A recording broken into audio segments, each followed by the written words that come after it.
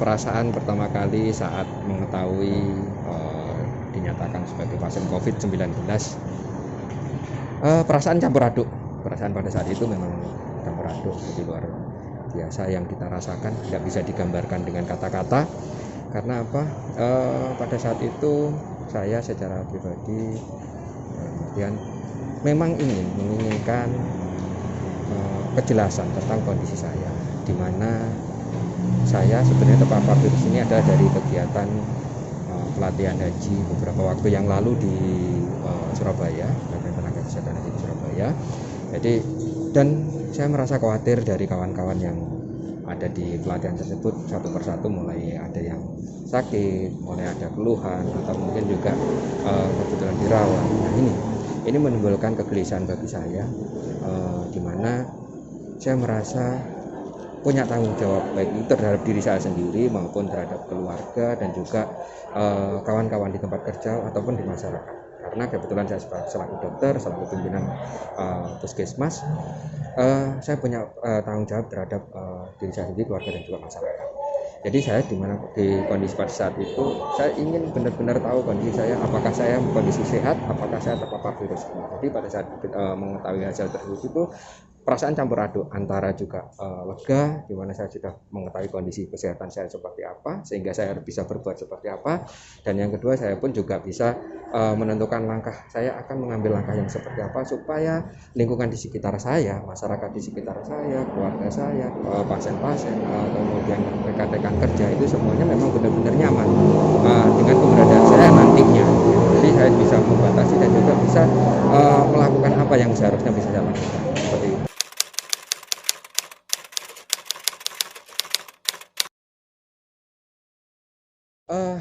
Untuk perasaan selama isolasi, pada saat kemarin saya menjalani isolasi di Rusunawa,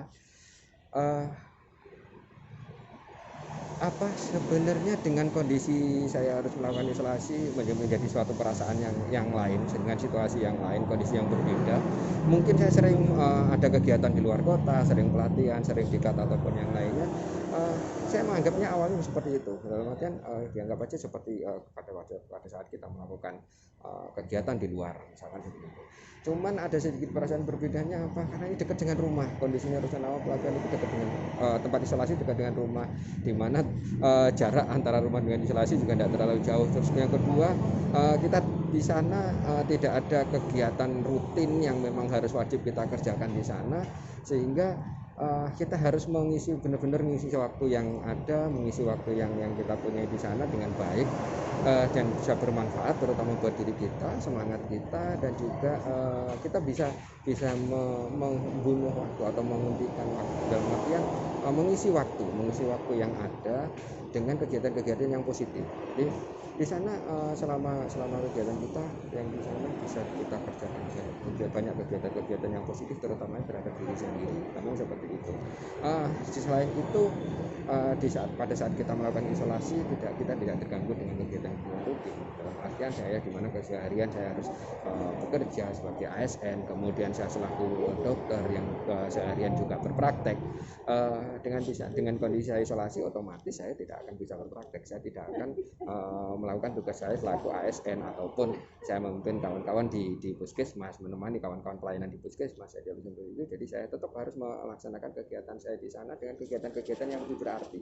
Dan kebetulan di sana banyak kawan-kawan yang lain yang juga menjalani isolasi ini. Jadi saat teman-teman menjalani isolasi ini, kita bisa berinteraksi di sana, bisa bertukar pikiran, bisa berkomunikasi, bisa berkolaborasi, dalam artian dengan basic sosial, basic keilmuan lingkungan yang berbeda. Saya mendapatkan teman baru, mendapatkan informasi baru, mendapatkan pengalaman yang luar biasa dari kawan-kawan yang ada di sana, sehingga waktu di sana tidak terlalu terasa buat saya secara pribadi, dan kebetulan ini masalah kesehatan dan teman-teman di sana bisa sering konsultasi dengan saya, jadi peran saya dan keilmuan saya pun masih bisa saya salurkan ke kawan-kawan yang lain, dan juga saling menguatkan, saling membantu supaya kita semuanya yang ada di isolasi tersebut, di tempat isolasi tersebut di Rusunawa, bisa melewati masa-masa isolasi ini dengan tetap semangat, dengan kondisi fisik yang bagus, dengan kondisi tubuh yang sehat, tanpa keluhan yang berarti, sehingga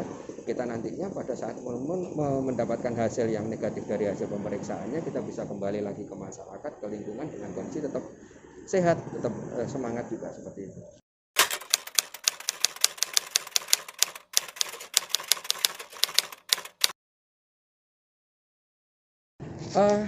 Banyak kegiatan, banyak hal yang bisa kita kerjakan selama di Rusunawa, selama kita menjalani masa isolasi di sana. Kita dari pagi bisa melaksanakan kegiatan olahraga bersama-sama, tapi tetap dengan protokol-protokol yang sudah ditetapkan juga.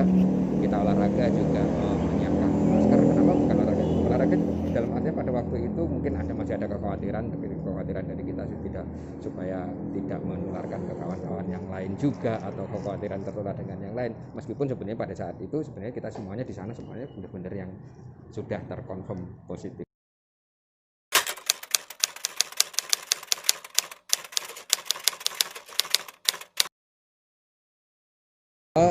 Untuk motivasi bagi kawan-kawan yang saat ini menjalani isolasi di Rusunawa, tetap semangat, tetap berpikir positif, berpikir jernih, selalu mendekatkan diri pada Allah Subhanahu wa taala, karena tanpa bantuan Allah kita tidak akan bisa melewati semuanya dengan baik dan lancar. Tapi saya yakin atas tolongan Allah, atas izin Allah juga, kita pasti akan kuat menjalani ini semuanya, sehingga secara fisik, secara mental pun kita akan bisa menyelesaikan ini dengan baik.